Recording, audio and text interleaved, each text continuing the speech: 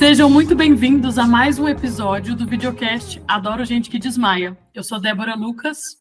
Eu sou Luana Ferreira. Eu sou Michele César.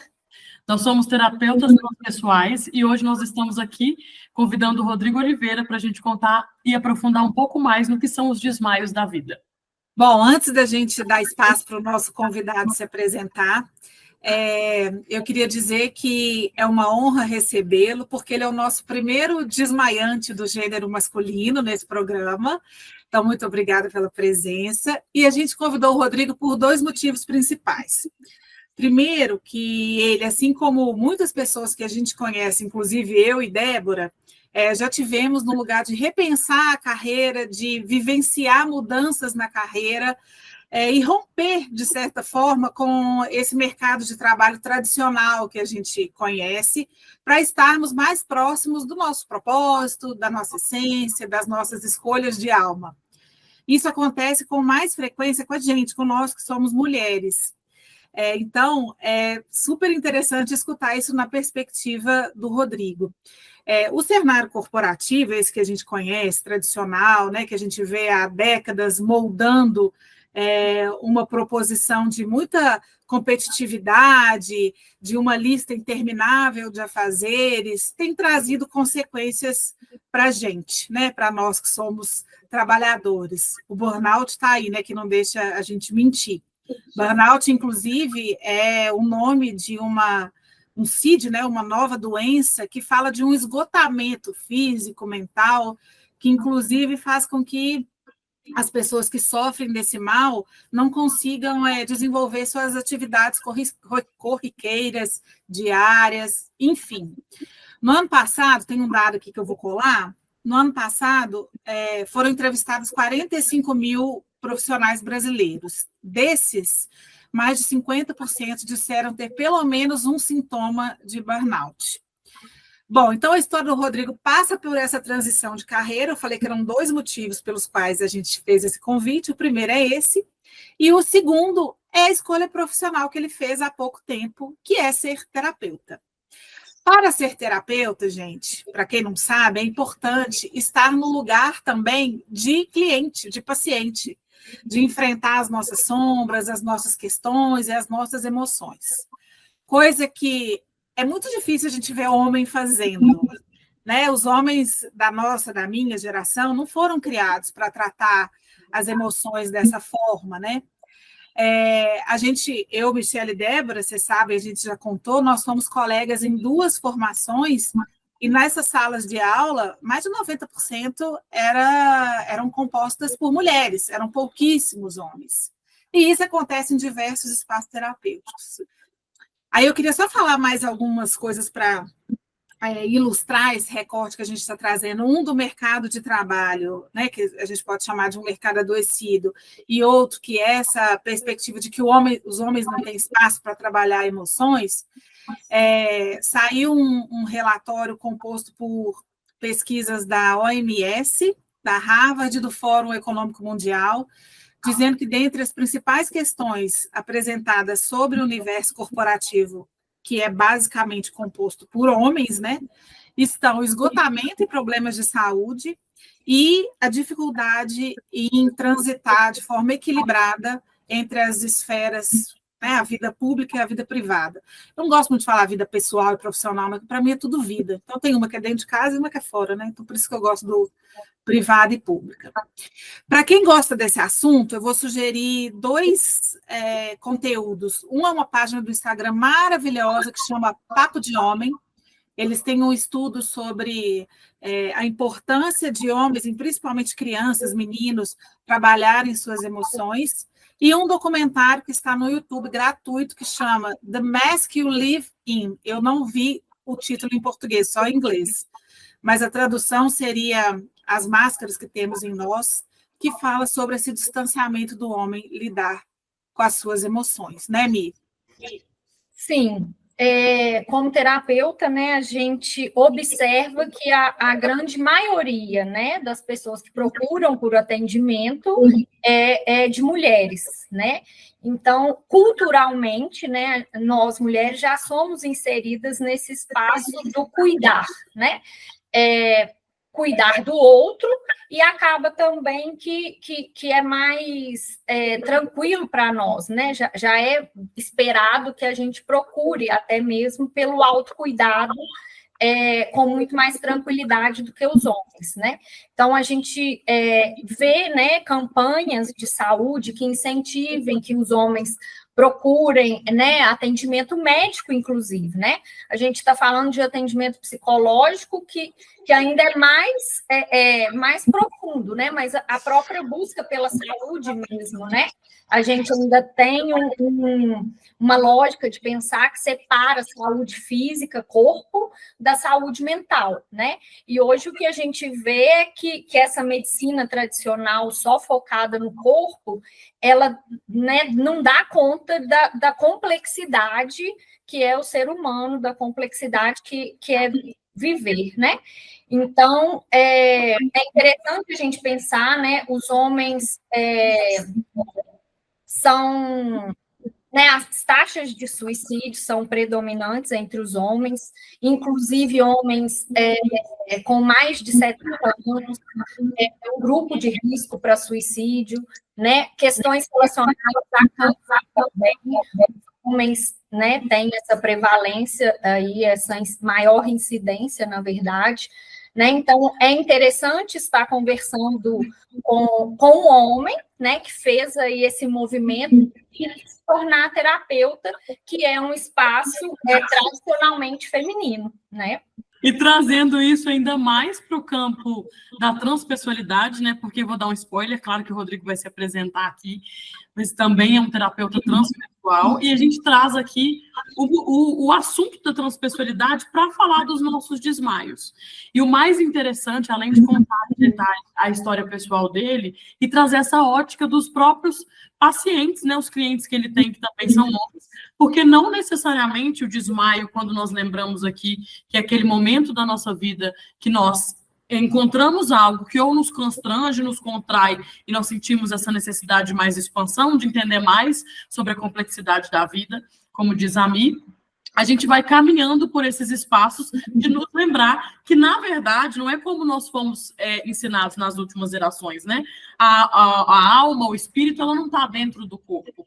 É o contrário. O nosso corpo é a acumulação de todos esses campos de consciência.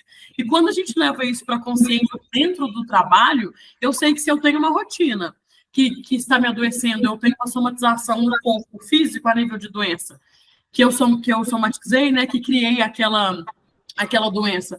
Ou ainda que eu simplesmente comece a questionar se o que eu faço está me trazendo felicidade ou não, que independe do nível do conflito, né, ou da transição, da velocidade, enfim, não importa. Nosso lembrete aqui é trazer os campos da transpessoalidade, através hoje da história do Rodrigo, que exemplifica isso muito bem, para que nós fiquemos atentos de, se eu comecei a me questionar, se eu estou de frente, né, para um desmaio, que é o termo que nós estamos convidando todos a olhar, como é que pode ser mais fácil olhar para isso, principalmente agora dentro dessa esfera do masculino? Dito isso, né? Dito isso, Rodrigo, seja bem-vindo. Por favor, conte para a gente quem é você, depois de falarmos tanto, por favor. Primeiramente, né, boa noite. Eu agradeço o convite, agradeço imensamente, né, por vocês estarem trazendo esse assunto à baila, né, que é muito importante. Muitos homens não têm oportunidade de escutar outros homens, né, de terem acesso às terapias. Então, primeiro também parabenizar por vocês terem montado esse podcast, né? Vocês estão levando muitas informações e um conteúdo muito importante para a sociedade como um todo. E hoje, também para os homens. Primeiramente, eu vou agradecer, né, essa atitude de vocês de trazerem o homem. Por quê? Porque geralmente seria mais fácil trazer uma mulher que pudesse falar para outras mulheres, né? E vocês não tiveram esse insight. E o que a Michele falou é muito importante. O número de suicídio entre homens é grande. E há um silêncio. Por que há um silêncio? É porque o homem não dá sinais. ele tem que ser forte, ele não pode chorar. E, de repente, você vê alguém suicidar ali e não sabe, olha, é o irmão meu, olha meu pai, é o marido, e ninguém sequer sabia disso. Por quê? Porque não dá sinais, né? Então, parabenizo vocês por trazer esse tema. Bom, meu nome é Rodrigo Oliveira, eu sou advogado e terapeuta. Eu trabalhei durante 25 anos, mais ou menos, em grandes corporações multinacionais, né, como advogado interno dessas empresas. Então, foi uma experiência muito boa. E o que aconteceu? Eu, por vontade, né, eu sempre tive curiosidade nessas questões relacionadas ao autoconhecimento e procurei fazer cursos. E um dos primeiros foi dinâmica energética do psiquismo, e depois eu fiz constelação, eu estudei enneagrama, e assim foi. E foi muito interessante, porque, por exemplo, a dinâmica energética do psiquismo, eu tinha que fazer um trabalho prático no final do curso. E aí eu chamei as pessoas da empresa para participarem. E aí elas começaram a falar, não, Rodrigo, depois que eu era lá em casa, que eu fazia, né, naquela época, olha, depois que eu fui lá na sua casa, a gente fez aquele trabalho lá, eu dormi sem tomar remédio, aconteceu isso, eu melhorei aquilo. Eu falei, gente, acho que eu tenho um dom para essa coisa aí. E aí, eu fui gostando e fui vendo que realmente era o propósito meu aqui na Terra trabalhar com assuntos terapêuticos. Por quê? Porque fluía. É igual uma pessoa, hoje eu brinco assim, né? Esses grandes compositores lá com 5 anos de idade, né? Beethoven, Mozart, já começavam a tocar, não sei o quê, né?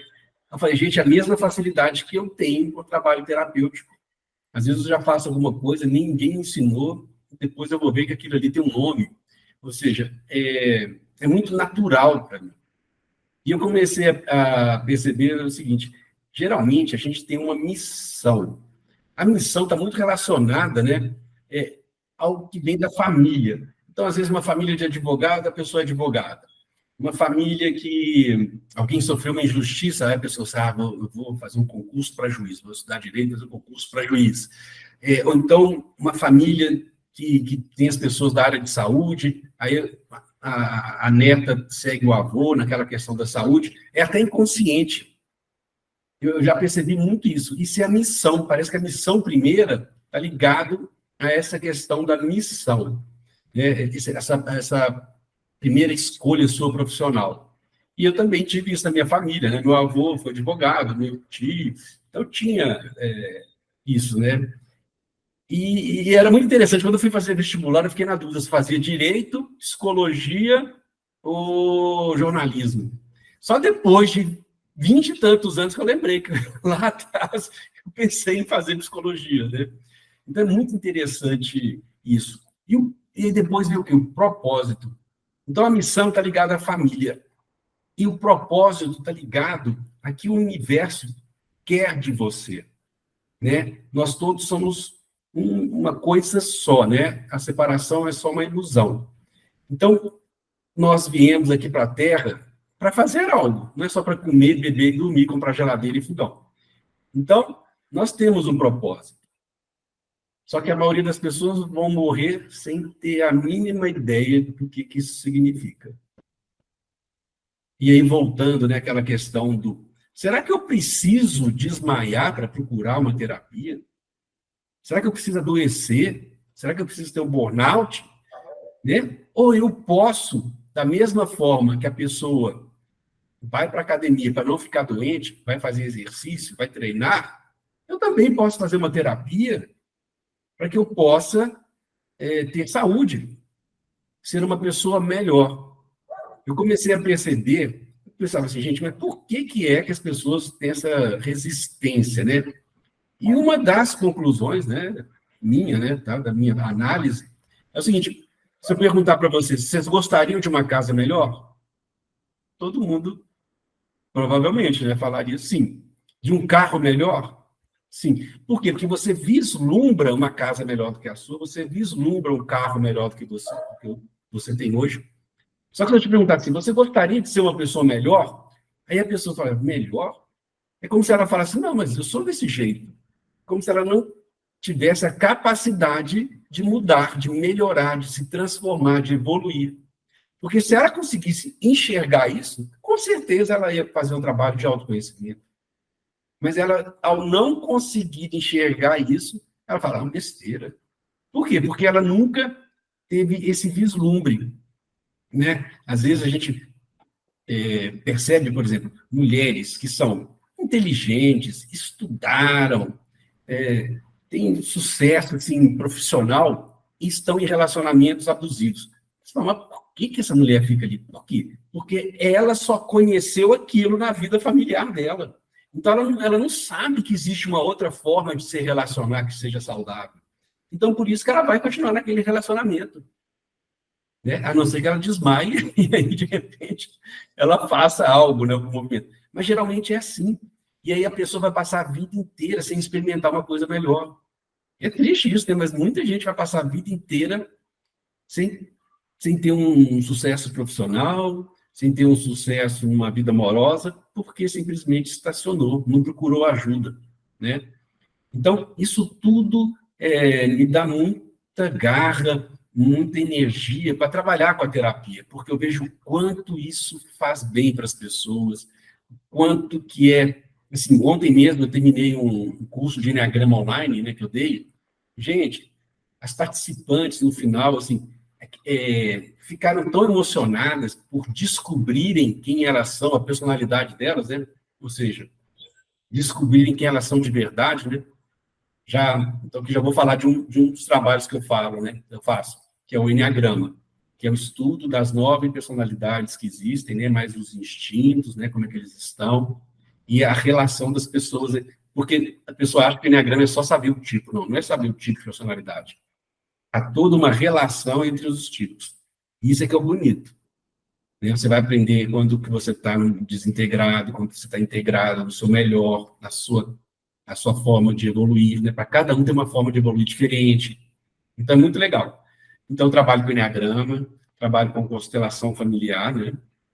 Que estuda o sistema, né? Ou seja, ninguém está sozinho. A gente se imagina sozinho, eu estou aqui sozinho. Não. Atrás de mim aqui tem meus pais, avós, bisavós, tudo interagindo aqui, através de uma coisa que se chama campo morfogenético. Da mesma forma que tem o DNA, tem um campo morfogenético que vai atuando na pessoa o tempo inteiro, trazendo as coisas boas, os aprendizados, as forças da ancestralidade, mas também trazendo as dificuldades que eu posso trabalhar e melhorar. E o outro trabalho também que eu faço muito é com Theta Healing, né, que é uma meditação que eu levo a pessoa a ficar na onda Theta e comigo, e ela totalmente consciente, a gente vai cavando e acessando aonde que está no inconsciente dela a dificuldade que ela traz, seja na saúde, seja com relação à dificuldade profissional, financeira, e aí a gente apaga aquilo ali, lá que a criança gravou, né, aqui, apaga e coloca uma outra coisa.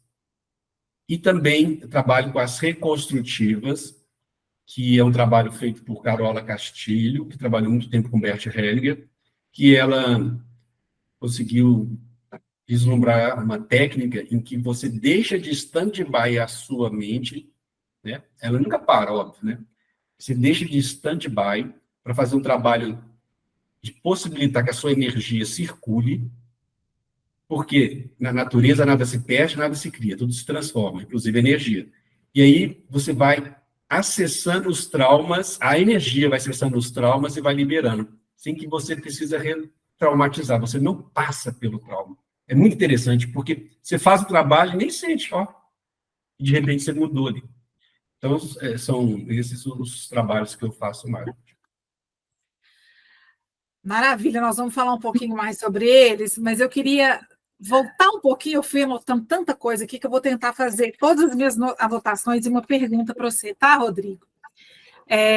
Você conceituou a missão como uma destinação, né, uma escolha ligada ao seu exemplo familiar, né? Você falou isso, a missão está ligada ao nosso primeiro está ligada à família. e que depois a gente tem uma proximidade, uma possibilidade de nos aproximarmos com o nosso propósito, que é a missão que a gente veio fazer aqui. Na sua história, nós estamos entendendo, e aí você falou que tem, as pessoas conseguem alcançar, ver se eu entendi direito, tá?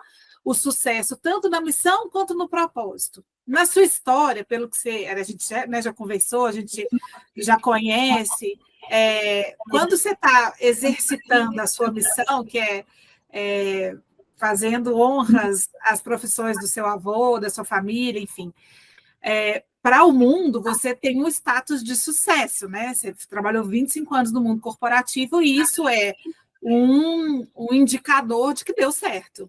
E aí, enquanto você fazia isso, você também ia, deixa eu fazer esse curso, deixa eu fazer isso, até você chegar no lugar desse propósito. Aí eu vou terminar a pergunta só te contando, inclusive, que existem desmaios e desmaios. A gente tem recebido, o que é muito legal, a gente recebe retornos das pessoas que escutam o videocast. Hoje mesmo teve uma colega que me mandou áudio e falou: nossa, eu vi seu videocast e eu nunca desmaiei na minha vida. Eu falei: uai, mas eu te conheço tem 20 anos, só eu aqui já lembro 2 desmaios. Porque existem os desmaios que de fato mexem com a nossa estrutura assim profundamente, né? O meu caso foi assim, o da Débora também, a Michelle um pouco menos, né? Ela contou no primeiro episódio, mas existem esses desmaios que são apenas mudanças de rota, né? Que não deixam de contar uma história de disruptura. Então, eu queria te perguntar, assim, como que foi para você se entender desmaiado, saindo da missão e indo para o propósito? Assim, você falou muito que você falou, eu sou bom nisso, eu gosto disso. Como que você olha para trás hoje e se vê saindo de um lugar para outro? Quais foram os valores que foram mais trabalhados? O que você precisou, não sei, exigir mais de você nesse momento? Uma resiliência, uma ruptura, enfim. É isso, conta para a gente. Bom, muito interessante essa pergunta, Luana, porque fica parecendo que é fácil, né? Não, eu acordei num dia, vou ser terapeuta, pronto. Não é bem assim. Há toda uma jornada, né? Até aquele arquétipo da jornada do herói. Primeiro, o universo vai te mostrando, olha, você tem que ir por esse caminho aqui. Aí você vai o quê? Resistir, por quê? Você tem segurança, né? Você tem um emprego bom, tem um salário bom, né? Tá tudo ali muito confortável, né? Só que o universo começa a mostrar de novo. E vem, e vai chacoalhando. E, queira você ou não, a vida é mais forte que você. A vida vai te levar para onde que ela quer. Então, se você não escutar os sinais, você vai adoecer, você vai fazer alguma coisa para poder, né? E foi isso que aconteceu comigo, né? Eu fui escutando os sinais, resistindo, né? Mas a vida foi levando. E é muito interessante porque eu comecei a perceber, eu pensava assim, não, quando eu aposentar, eu vou mexer com isso. Só que não. E foi interessante, teve uma coisa que eu estou lembrando aqui. Na época da Covid, foi o que mais me chamou a atenção. Eu falei, gente, eu tenho que entrar de cabeça nisso, porque chamou a atenção aquele negócio da morte, né? Eu posso morrer amanhã. E aí, eu vou ficar esperando uma coisa? Não, eu vou fazer hoje. Então, não é fácil a ruptura, óbvio, né? Você tem que ter coragem. O que é coragem? É agir de acordo com o coração, né? Recomeçar. Mas também tem uma coisa muito interessante. Eu, por exemplo, hoje, eu atuo como advogado autônomo. Então, eu não deixei de atuar como advogado, mas bem menos, 20%. Vamos falar assim, 10%, 20% do meu dia para advocacia, no máximo. Né? 90% é com a terapia. Mas o que eu falo é o seguinte, por exemplo, todo o meu passado me ajudou no presente. Por quê? Como eu conheço bastante de empresas, hoje eu trabalho com constelação organizacional, empresarial, né? Eu levo o Enneagrama nas empresas. Então, mês passado, eu fiz uma apresentação do Enneagrama numa empresa, foi muito legal, porque como não tinha muito tempo, falei assim, vou levar de uma forma um pouco mais tranquila, tal, né? Só para as pessoas entenderem o que é Enneagrama. Aí eu falei em 2 horas, para 15 pessoas, colaboradores. Nessas 2 horas, todos conseguiram se identificar. Foi muito interessante, foi uma experiência muito legal. Então, eu sei falar de igual para igual, eu sei o problema que tem as empresas, eu sei como que funciona dentro da empresa. Então, nada do que a gente passou lá atrás, a gente tem que desmerecer. Ao contrário, a gente tem que pegar essa experiência e juntar com o que está aqui, né? Eu vejo, por exemplo, né, Jesus Cristo. Ele foi carpinteiro. Só depois que ele foi seguir o propósito dele. Não é interessante isso? Mas esse trabalho dele como carpinteiro não adiantou nada? Claro que adiantou. Ele se relacionava com as pessoas como carpinteiro. Ele, né, ele teve isso. Então, é muito legal isso. É muito legal você saber que você pode fazer a transição de uma forma mais amena. Às vezes não vai dar, não. Às vezes vai ser um trator que vai passar em cima de você, você vai ter que ir. Mas às vezes você consegue pegar do passado, juntar, fazer uma coisa diferente, né? Que você aprendeu ali. É a mesma coisa se chegasse para o Leonardo da Vinci e falasse, não, você só vai poder ser pintor, né? Não vai poder criar, por exemplo, o Leonardo da Vinci, ele que inventou a bicicleta, ele que pegava os cadáveres, ficava lá secando, ou seja, quanto que a medicina ganhou com o Leonardo da Vinci. Imagina se falasse para ele que só pode ficar numa caixinha, né? Então a gente também tem que desmistificar esse negócio de que eu só posso ser uma coisa, né? Eu posso ter várias atividades, né? E é muito legal. E eu uso isso muito hoje na terapia e nos trabalhos. E conforme vocês falaram no início, né? As corporações estão ficando doentes. Então, eu estou investindo muito nisso, nesses trabalhos em corporação, em empresas, né? Seja familiar, seja maiores, né? Não importa. Por quê? Porque todas precisam, né? Todas são formadas por pessoas, né? E as pessoas se relacionam. Então, quanto melhor você melhorar as pessoas, você vai melhorar o relacionamento, elas vão ter até mais lucro, porque vão trabalhar melhor, né? De uma forma saudável, né? Eu não sei se eu respondi a sua pergunta, Luana. Ficou ótimo. Eu queria só aproveitar esse gancho, essa parte a gente vai cortar, tá? Para a gente entrar, talvez, nessa diferença, assim, né? Como sugestão, meninas. Que ele sai do mercado adoecido, e não só sai, como começa a contribuir, né? Assim, para fazer essa pontuação, para ter a ver com o que a gente falou no início. Mas não sou eu que vou falar, só uma sugestão mesmo. Dá para até linkar. Peraí, vou voltar para fazer minha pergunta. Muito legal, Rodrigo, você trazer o seu processo de transformação, né, e contar agora como você facilita isso com seus clientes e com as empresas também, que é o cliente dentro do corporativo, né?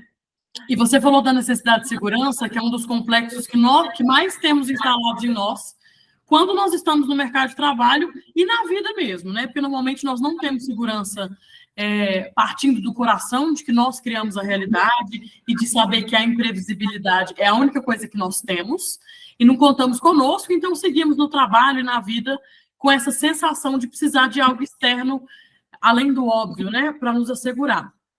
E aí eu queria que você falasse um pouquinho tanto da sua história, além da necessidade de segurança, né, como e as ferramentas que você foi aprendendo foi dissolvendo esse complexo, e os outros complexos que você foi encontrando naquela autoimagem que você tinha, e eu acredito que você já até respondeu um pouco quando você trouxe que você percebeu que não precisava ficar só numa caixinha, então já nos conta que você passou por essa dissolução de uma autoimagem exclusiva, né? Tipo, sou advogado também, e como isso agora vai para as pessoas no seu atendimento corporativo, assim, você chega nas empresas, e o que você percebe que mais pesa, assim, qual que é o complexo que está mais pegando dentro da rotina de trabalho atual, por exemplo, até isso que você trouxe nessa reunião do Enneagrama, né? Como as pessoas conseguem tomar e se enxergar, já sair dali facilitadas com uma autoimagem mais funcional, de acordo com a essência delas.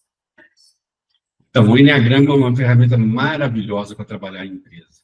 Por quê?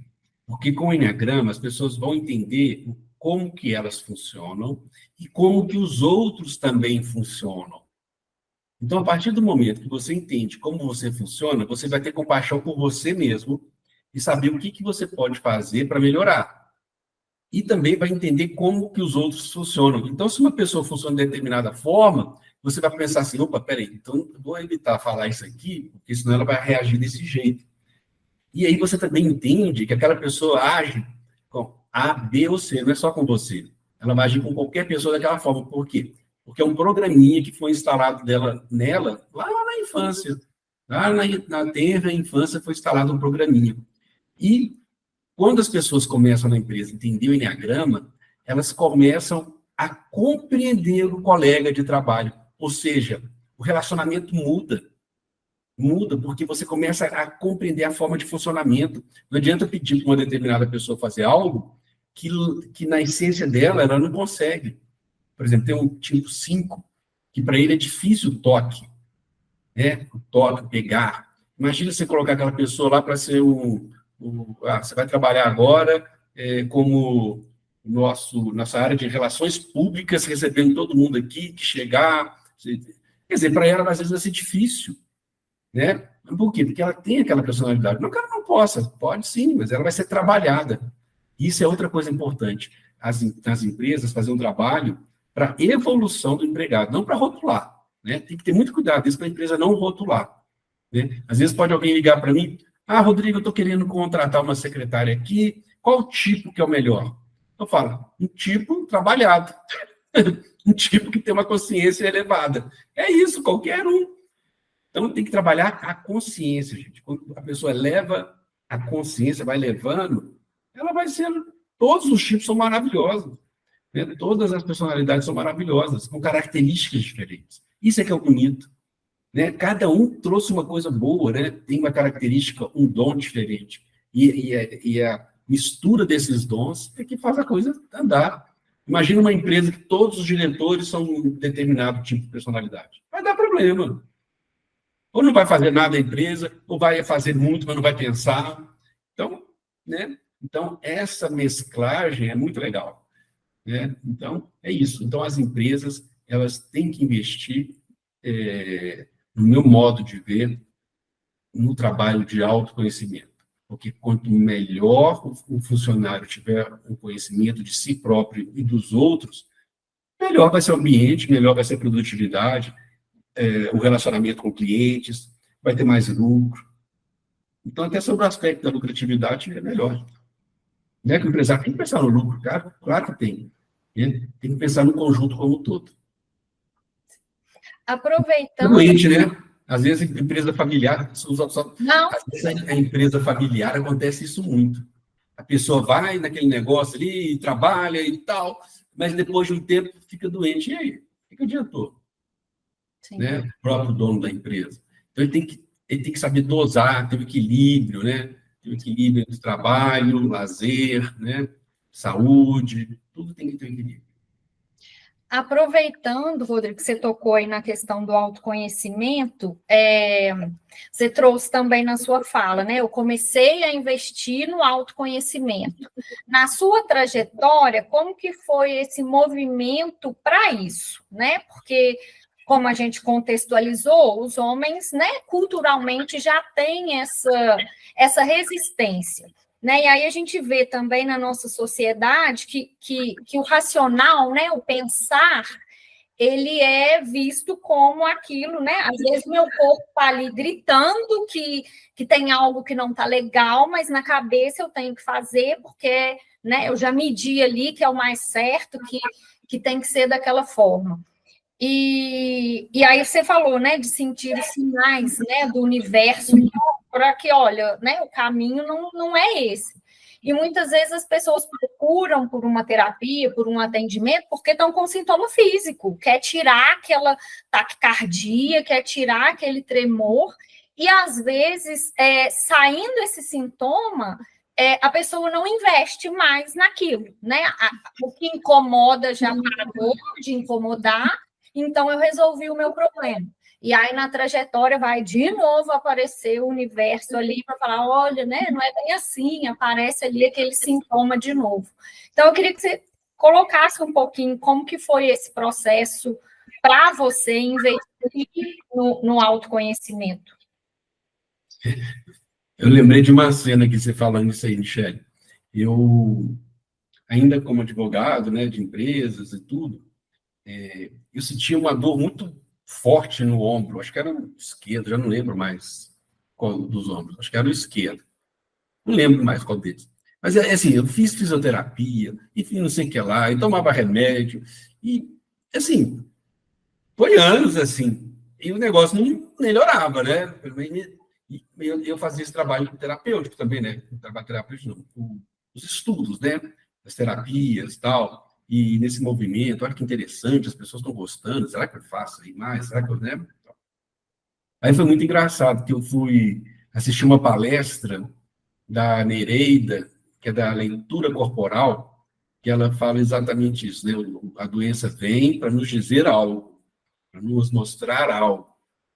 E aí ela fez a palestra, e na hora das perguntas eu perguntei para ela, o que pode ser essa dor aqui no ombro e tal, né? Ela falou assim, ó, isso é quando você já está com o pé num lugar e o outro, e você não dá o passo total. Você está com o pé ali e outro aqui. E aí você não vai com... Né? Na hora que ela falou isso, eu não sei se foi na hora ou no outro dia, mas simplesmente eu nunca mais tive a dor.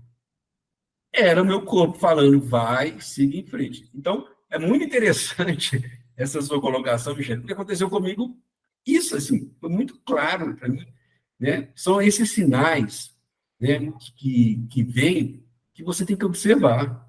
Ou seja, meu corpo já estava falando ali, né, há quanto tempo? Mais de um ano ali, gritando para mim, ó, vai lá, né? Você tem que fazer isso. Para você vai ser bom e para as outras pessoas, né? Porque o propósito, ele não é bom só para você, é bom para todo mundo. E como é que você sabe que é o seu propósito?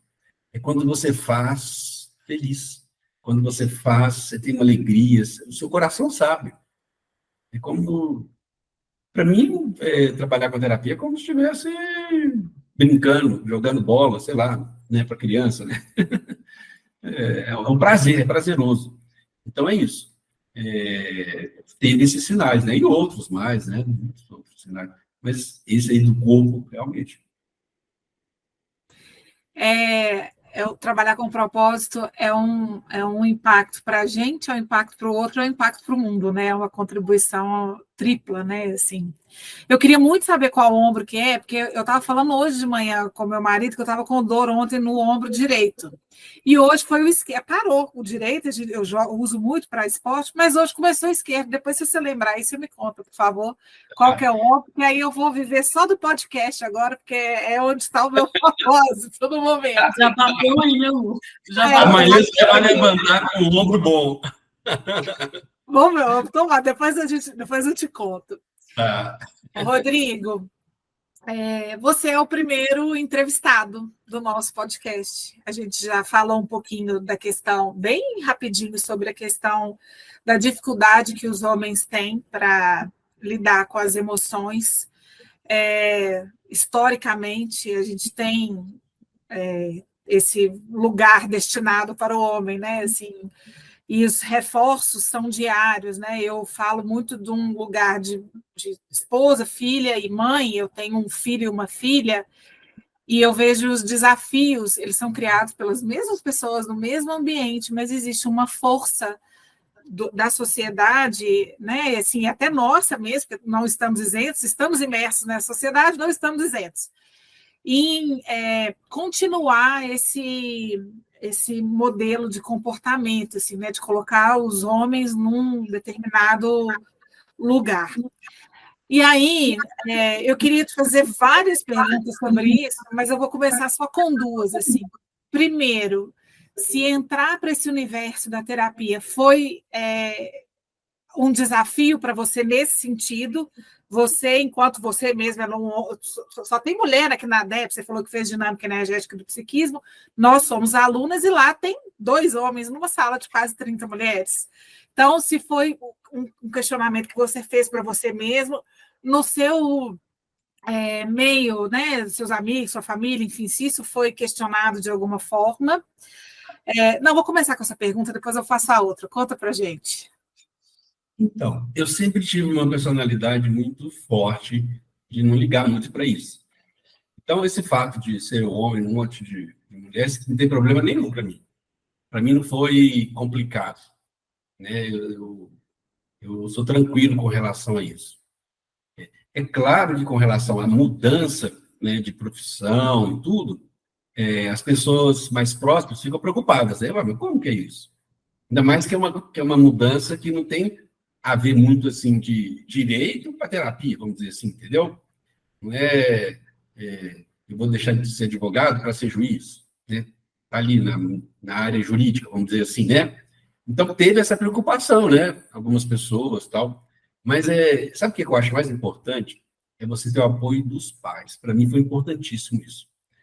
Porque os pais não dão a força, né? Apesar da preocupação deles, claro, né? Que eles tiveram essa preocupação, como é que vai ser e tal. Foi muito interessante. Eu comecei a fazer constelação lá no espaço onde meus pais moram, porque tem um espaço muito grande lá, onde tem uma churrasqueira, né? Eu comecei a fazer constelação lá. E aí, eu gostava de passar, às vezes, algumas coisas na televisão lá, os slides e tal. E aí, lá tem muita janela e dava uma iluminação na TV. Aí eu falei com eles assim, essas janelas aqui, bate o sol ali, acaba atrapalhando um pouco. Só comentei. Aí, no outro dia, eles falaram assim, não, nós vamos comprar cortina para lá, para colocar lá e tal. Ou seja, para mim, isso foi um maior presente, no sentido, não da cortina em si, mas do incentivo deles, né, para eu seguir o meu caminho. Então, quando você trabalha com o sistema familiar, né, quando você enxerga essa importância, você sabe como que isso é importante. Porque a gente toma a força dos pais e segue em frente, né? É sempre assim. Então, graças a Deus, eu tive o incentivo, né, dos meus pais, da minha família, que isso, para mim, foi muito importante. Com relação aos homens, né, o que acontece? Não só dos homens, né, mas tem uma questão da vulnerabilidade. As pessoas acham que isso é uma coisa ruim, principalmente para os homens. Os homens estão sempre tendo que ser fortes, né? Vai ter algum problema? Claro que não. Vai lá no trabalho morrendo, vai lá tendo crise, vai ter gastrite, vai ter infarto. Não, tá bom. Acha que é uma coisa normal. Não é normal. O corpo está dando sinal, né? Por quê? As pessoas hoje acostumaram a estar num grau de estresse violento. É o estresse o dia inteiro, adrenalina, cortisol, e o quê? Que vai para o corpo, vai adoecer. Não tem como não adoecer. E os homens têm que aguentar aquilo calado. Por quê? Porque para eles foi repassado até no inconsciente coletivo, o homem não chora, né? E é uma coisa importante que eu gostaria de chamar a atenção das mulheres. Como mães, vocês têm que permitir que os filhos chorem, olhem para as emoções, porque isso aprende em casa, né?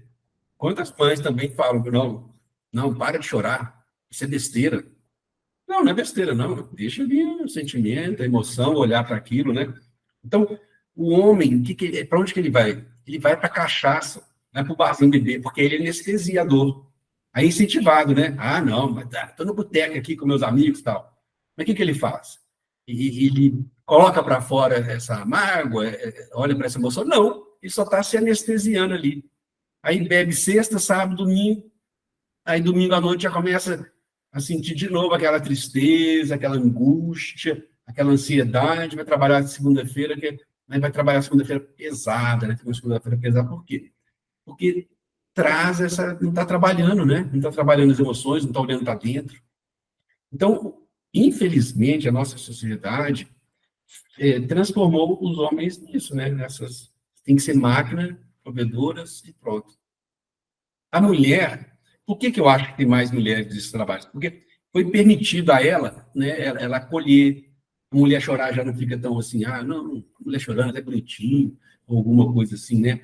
As mulheres conversam com outras, desabafam com outra mulher. O homem não vai chegar para um amigo e ficar falando de problema, né? Porque tem que ser forte e tal. Então, os homens sofrem calados. E o que acontece, eu estou notando também, Luana, está tendo uma distorção também para o lado da mulher, da energia masculina. Então, o homem, ele tem que trabalhar a energia masculina e feminina, tem que estar equilibrada as duas. E a mulher também.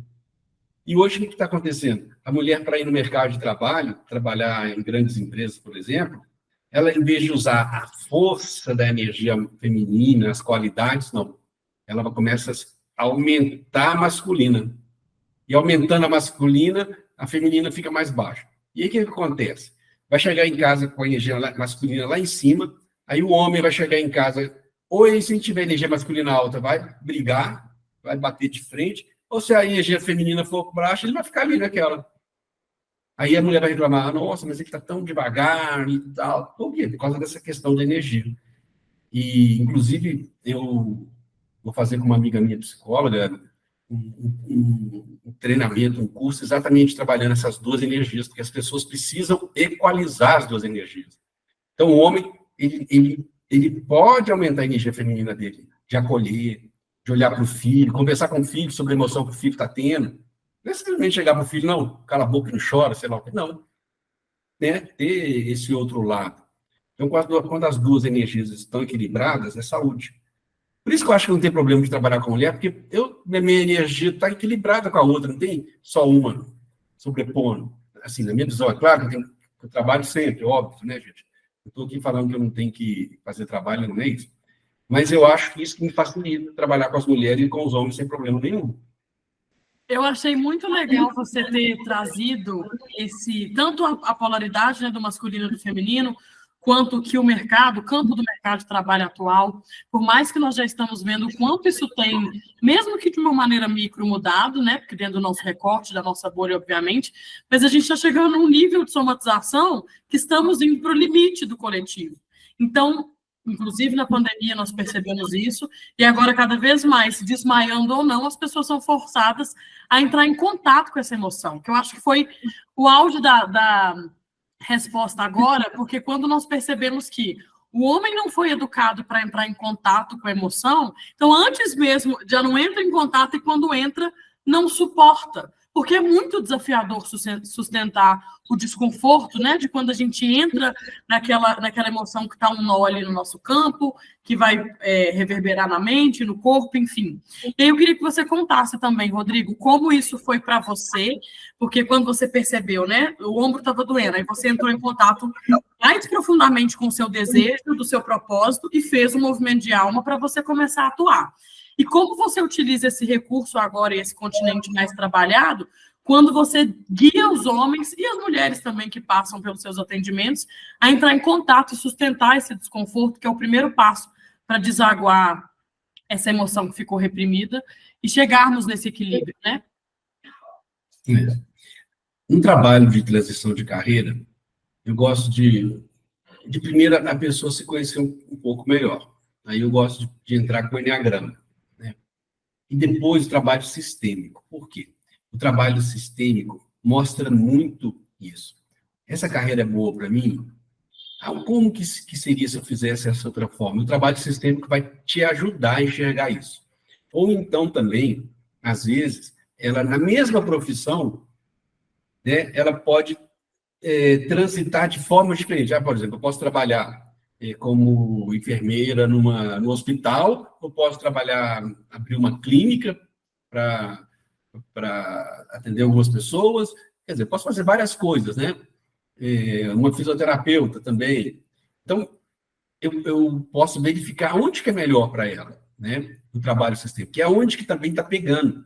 Porque, às vezes, a pessoa ela tem uma dificuldade profissional, mas não é pela escolha errada que ela fez, é pelo sistema familiar que está travando. Agora, com relação à transição mesmo, né, se a gente chegar à conclusão, não, é uma transição mesmo, eu vou fazer o trabalho de verificar aonde, como fazer, não precisa ser abruptamente, né? Ela pode pensar em fazer uma economia, né, antes de mudar, de fazer essa transição, ela pode planejar também, né? Eu acho que é muito importante as pessoas começarem a planejar. Ela vai ser uma profissão X, mas você já fez essa preparação? O que você está fazendo para assumir esse compromisso, né? Tem que ter também esse cuidado, né, de como que vai ser essa transição. E ter coragem, né? Não tem jeito. Vai chegar uma hora que ou vai pela dor ou vai por amor. Porque, né, é o corpo, é o que você falou, é o desmaio. O desmaio varia de diversas formas, né? Ou uma perda de um emprego, ou uma doença, ou uma separação, uma morte, alguma coisa acontece que vai dar né? Mas aí depende de cada pessoa. Importante, por isso que eu falo, você fazendo um trabalho de autoconhecimento antes, é mais fácil, porque você tem sustentação. Se você tiver sustentação, você passa de forma mais leve pelos desafios. Não é que vai ser fácil. Você vai passar pelos desafios. Vai ter trombada, vai cair, vai levantar.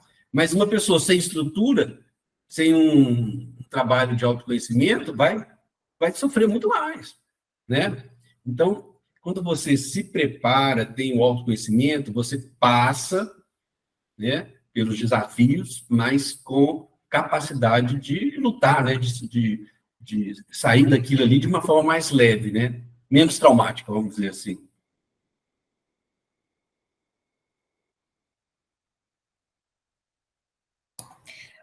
Pegando aí, Rodrigo, essa palavra traumática, você falou muito da atuação sem precisar reviver o trauma, né?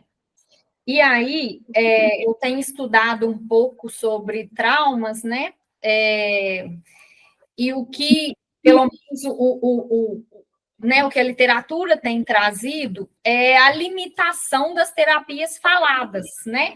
Exclusivamente baseadas no discurso ali, que são as terapias tradicionais, né? Eu mesmo, na faculdade, eu não vi nenhuma abordagem da psicologia que trabalhasse com o corpo, apenas, né, as tradicionais estão ali focadas no discurso, né? E aí eu queria saber como que você, enquanto terapeuta, vê o trabalho corporal.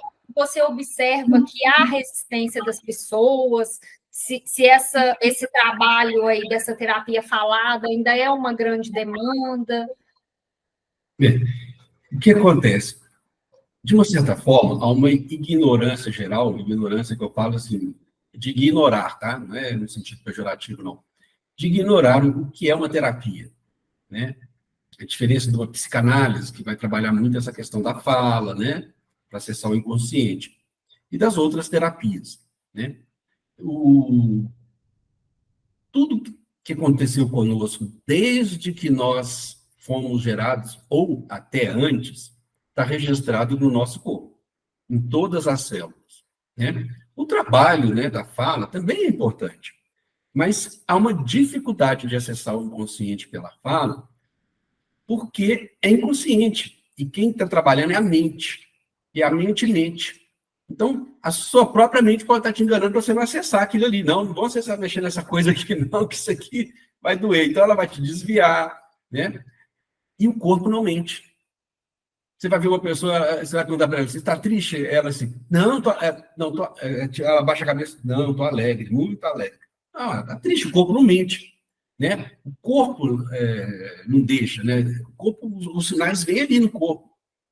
Então, o trabalho corporal ele é bonito por causa disso, porque você acessa as informações através do corpo, acessa o inconsciente e a informação vem, né? Esse trabalho, por exemplo, da Reconstrutivas é exatamente isso. A gente trabalha, né, com o corpo para que a pessoa deixe de stand-by a mente e ela deixando a mente quieta, né? A mente está quietinha, né? Esse guardião que não quer deixar que ninguém que o que é inconsciente é como se fosse aqui, ó. Aqui, acima da minha mão, está a parte consciente, aqui o inconsciente. Então a mente está aqui, ó. Ela não quer deixar. Aí, a partir do momento que eu vou trabalhando com o corpo, eu vou deixando submergir aqui o que está no inconsciente para eu entender o que precisa. Então, nesse trabalho, por exemplo, eu faço movimentos, são movimentos corporais em que a pessoa não expressa nada pela palavra. Por quê? Eu tenho que tirar o sentido, a percepção, né? Os 5 sentidos. O olfato, a audição, e a palavra, ela é uma forma de percepção, né? A linguagem, né? A linguagem é uma forma de percepção. Então, eu vou fazer o contrário, eu vou silenciar isso tudo.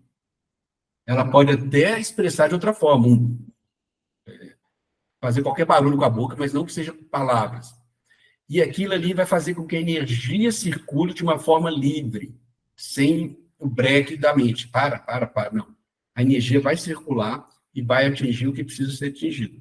Então, no trabalho da VEP, a gente também trabalha muito isso, né? Respiração, respirar no lugar que está sentindo, às vezes, um incômodo e tal. que são esses trabalhos que a gente vai acessar o corpo, vai olhar para dentro através do corpo. Porque, gente, o corpo é magnífico, o corpo é um templo, nós somos abençoados com esse corpo.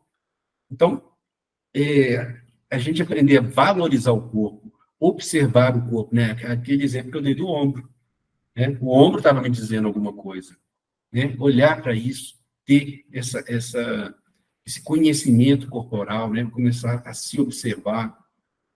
E os trabalhos corporais têm uma grande vantagem, que eles são rápidos. Porque a mente está te enganando ali, você vai ficar 1 ano ali conversando sobre o assunto, 2 anos, e o negócio não vai para frente. O corpo não. Às vezes é um movimento, pum, vem a informação. Então, por isso que eu gosto muito dos trabalhos corporais, né? Que eu uso bastante. Bom, a gente, infelizmente, está chegando ao fim desse episódio, com falas riquíssimas do Rodrigo, inspiradoras. E aí, para fechar, Rodrigo, eu queria te perguntar o seguinte: para a gente que está ouvindo a sua experiência, a sua vivência, dá até uma esperança pensar que você, um homem que trabalhou muitos anos no mercado de trabalho, e a gente começou o episódio falando disso, se afastou enquanto funcionário, mas se aproximou enquanto terapeuta.